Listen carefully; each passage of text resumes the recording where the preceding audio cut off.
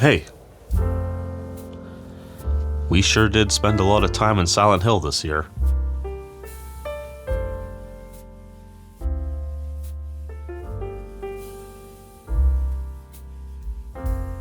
Started the year off getting stuck in the Silent Hill amusement park.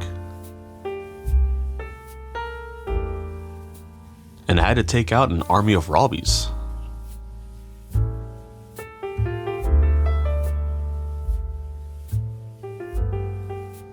Then on April Fool's, my cat Sable received a letter from yours truly.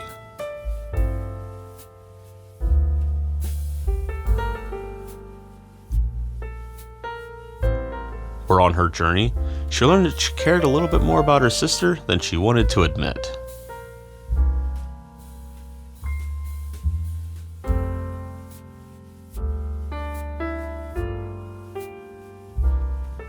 From there, I then went on my own adventure through Silent Hill, as I built my Pyramid Head cosplay and running into James along the way.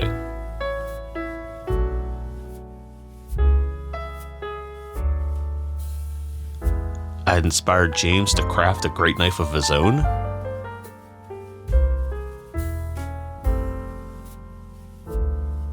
And we left the town after taking down Maria together.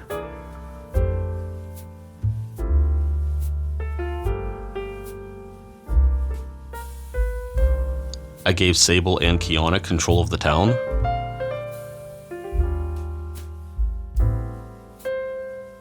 And Kiana accidentally blew the whole town up.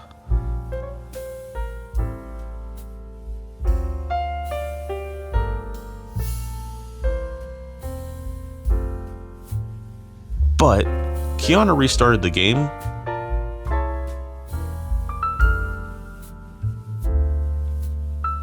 So everyone is A-OK. Which leads us here, just in time for the holidays.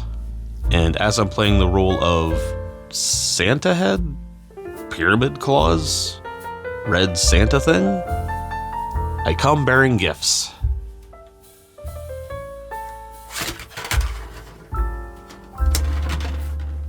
I modeled some Silent Hill cookie cutters for you to print out and use to make some horror-themed holiday cookies. As usual, the links to these files are in the description.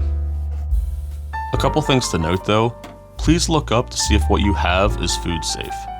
I know with my kind of printer, one major concern people mention is that the food can get caught in the layers, turning the cookie cutter into a petri dish of bacteria.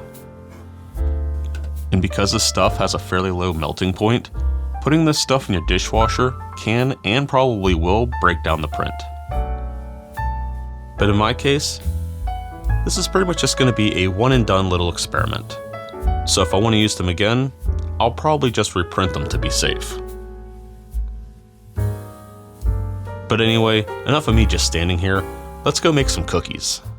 We're going to start off by chilling our cookie dough for about 2 hours, and then pulling it back out. We're going to preheat the oven to around 400 degrees. While that's heating up, now to get ready for the dough. Gonna lay down some flour, that way our dough doesn't stick while rolling it out.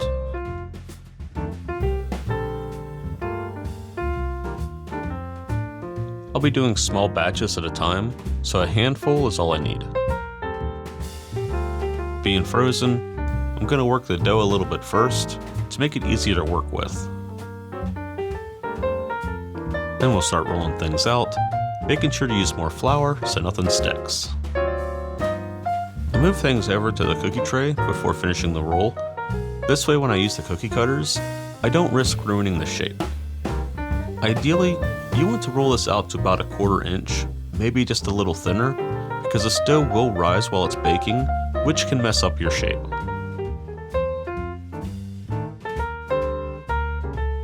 And with that all rolled out, now we can use our stampers. I'm going to do just enough for what fits on this tray, so that'll be these 3 pieces here.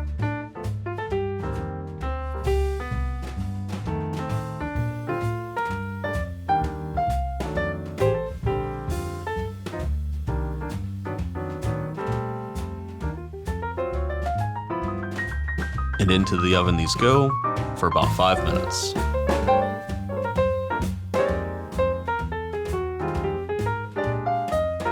With about 5 minutes to kill, I got started on the next batch.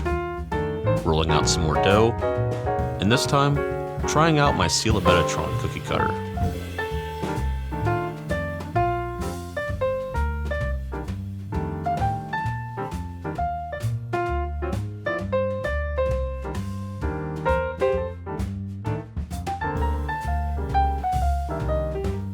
And into the oven this one goes too. These bigger ones I gave a little more time, around 7 to 8 minutes. And our 5 minutes is up, time to pull out our cookies. They did rise a little, but after a few minutes, you can see that they already deflated. And our image is still intact. I will say the knives should have been done on their own, as they did get a little burnt.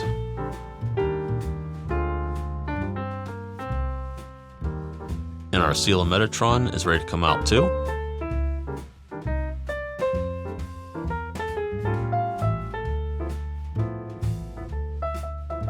Looking pretty good as well.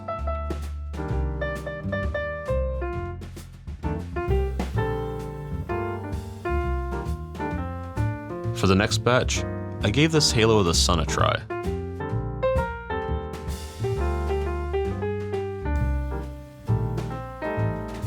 One thing to note for this is that it has a ton of tiny details, so needless to say, not all of this is going to translate after the dough cooks. I also gave this 9 square a try as well. I was kind of running low on dough at this point though, so it wasn't as thick as I needed it to be, which meant it got kinda messed up in the oven. Up next, I'll be using these decorative icings. And to apply this icing, I'll be using this thing. I'm sure if I planned ahead, I would have found some kind of applicator tool, but hey, this is a crafting channel, not a baking channel. So, time for some arts and crafts. I figure I'll start with these grate knives first, as kind of a test run to see how this will work. Just gonna put some icing on this thing, and yeah, this is gonna be a disaster.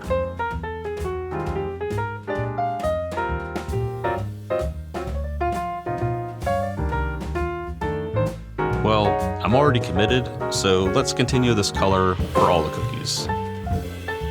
I figure if I have to, I'll just go back and do a second pass if it doesn't lay down thick enough on the first try.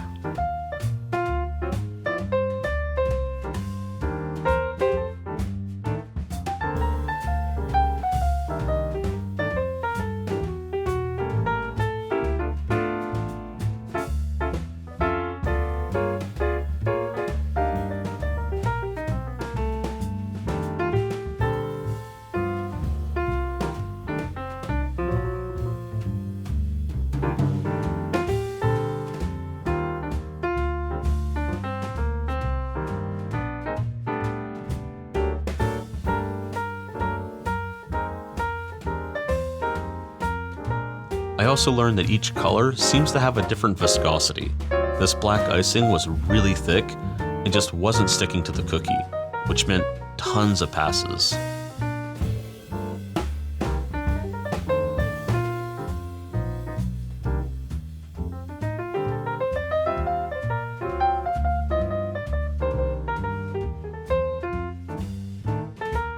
It also made detailing the other cookies a little messy. I'm just ruining Robbie's face at this point.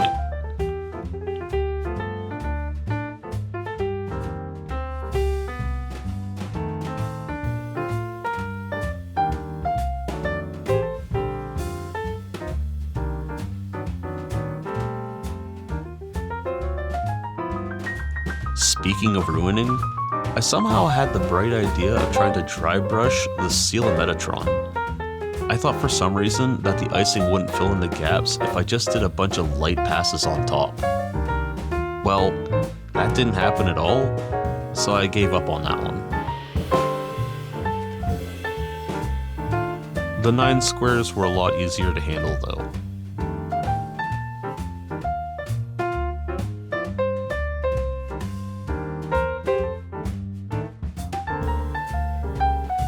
But that failed attempt at dry brushing did give me an idea for blood splatter on the great knife.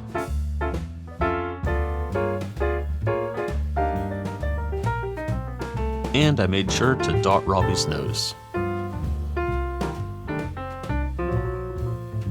And then finally, I used some pink to finish off the Robbie cookies.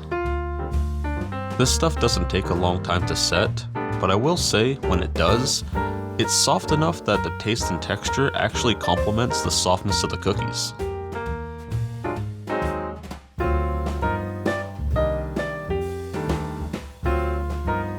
And our cookies are all done.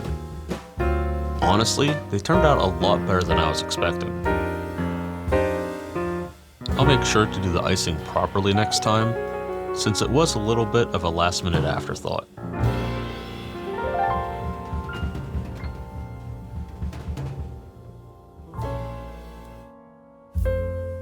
With that all done, this wraps up another year at the Holler & Craft House. I'd really love to put this franchise behind me and just move on, but I have this feeling that this town's gonna call me back again.